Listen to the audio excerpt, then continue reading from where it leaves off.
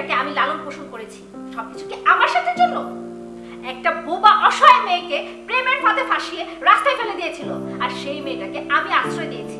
এখানে আমার কি স্বার্থ ছিল? ওই যে রোবটের মতো তোমার কথা পালন করে। আর কতদিন এবার তুমি আমাদের দেখবা?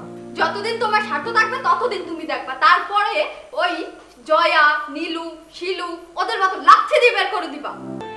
তুই আমাদের বের করবে কি? আমরাই চলে যাব। আর তোর জন্য আমরা আমাদের ভালোবাসা ত্যাগ করতে পারবো না। তোর মায়ের সাথে যা হয়েছে তা সবার সাথে হবে এমন তো কোনো কথা নাই।